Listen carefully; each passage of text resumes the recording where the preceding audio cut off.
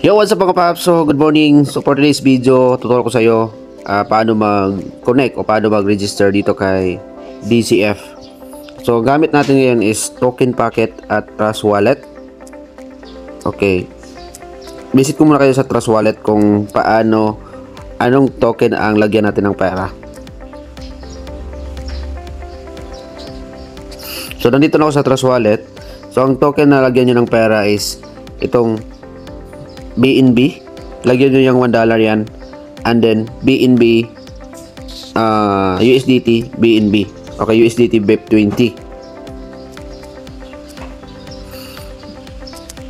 I-search nyo lang dyan. So ito, ayan, on nyo lang yan. Tapos lagyan nyo din yan ng $28 o $280 para ready na. Okay, click nyo yung receive. So ano yung sa BNB? Dito sa BNB Smart Chain. So ito yung gas pin niya.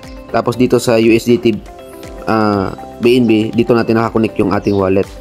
Okay? So ang gawin niyo is copy niyo po yung link. Pag may fan na kayo, copy niyo yung link from your upline. Click niyo yan sa discover. I-paste niyo lang dito sa us and then let's search.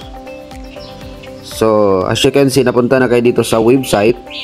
So pagpunta niyo sa website, bago kayo mag-connect, i-click yung 3 dot.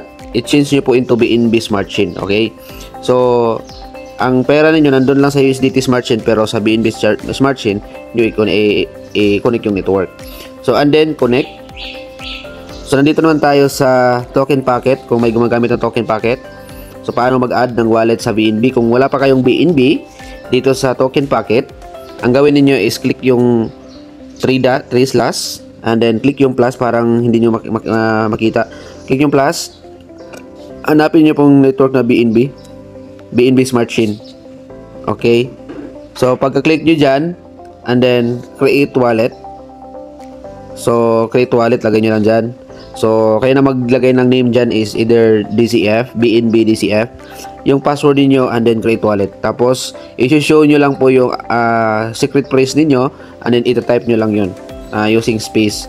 So nakakreate na kayo ng wallet. Ang lalabas niyan is ito yung lalabas. Ito yung lalabas, BNB at saka USDT.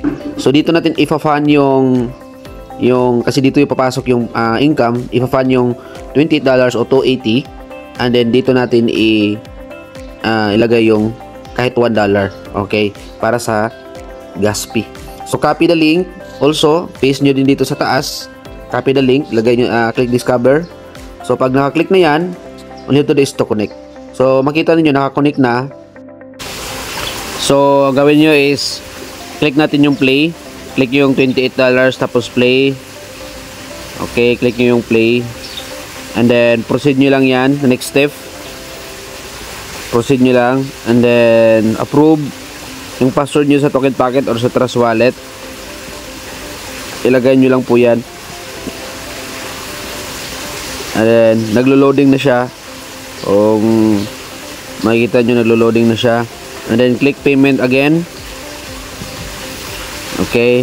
And then ayan, naglo-load na. So wait lang. As you can see, payment successful.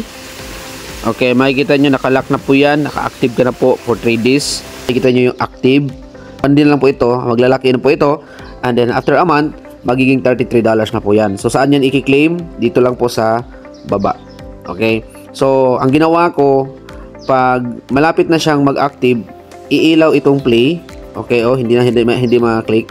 Iilaw itong play, mag-play na naman ako para mag-active to siya. So, ma-add naman dito. So, in short, 10 claim ang makalagay dito. So, next month, every 3 days, magki-claim na lang po ako. So, kung may 280 kayo, mas maganda, ilagay nyo lang sa wallet niyo and then, i-click nyo lang po itong auto-play 280. So, click 28, auto-play 280. Okay? So, pag malapit na din next month, pwede nyo lang din itong auto-replay.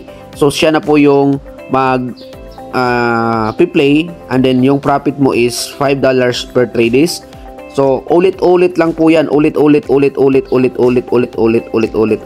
Kikita ka ng $5. Okay? So, this is legit GameFi. So, i-click nyo lang po itong game. Okay, makikita nyo talaga yung game. So may formula din tayo dyan sa game kung paano din tayo makapaglaro dyan sa game para hindi tayo matalo. Okay, so aside of that game, click nyo lang yung game. Okay, and then makikita nyo yung play. So using DCF, so real DCF po yung gamitin natin dito. So that's a good thing kasi DCF pag ginagamit, lalago ng lalago. So dito din sa 3/, click nyo lang yung manager. Makikita nyo yung referral ninyo. Okay, click copy para pwede nyo din ibigay sa mga kakilala ninyo. Or click yung income. So, dyan nyo makikita yung pool. So, every 12 midnight, yung rank pool, rank 1, magre-restore yun kasi hatian yun once mag-rank 1 ka na. So, imagine nyo na lang, kakastart pa sa company, what if mag-rank 1 kayo? Ano yung requirements pag mag-rank 1? 10 tao lang po na nag-activate, okay, ng $28. Okay, so rank 2, pag rank 2 ka na, makihati ka sa rank 1, makihati ka din sa rank 2. Kagabi, ang pinaghatian na dito is nasa $900. So, every day yan. So, ang pinakamaganda pag nasa rank 3 ka na, kasi meron ka pang hatian din dito sa platform people. So, yan yung hatian. Okay, so yun yung maganda, no? So, pag may indirect bonus ka, you can click claim here, or pag may rank bonus ka na, claim here. May platform fee ka na, claim here. Especially pag na rank 5 ka na, kasi may ecosystem dividend ka pa. Okay, so yun yung maganda dito sa DCF platform. This is best smart contract platform because naka-lock in yung liquidity niya. So once naka-lock in yung liquidity niya, yung token natin is hindi po basta-basta marag pool. So yung DCF token natin is available po sa PancakeSwap, and this is available also sa Bitgate. No, you can trade, you can any swap. So grabe guys, so this is it. Ito yung website nila, sobrang ganda, the play to earn game, DCF. So this is our partner, CPAL, Fansale, MetaMask, PancakeSwap, Trust Wallet, Coinbase, Binance Smart Chain. So ayan guys, copy yung link and then simulan nyo na dito si DCF gaming platform. Thank you guys, welcome and see you in the next video.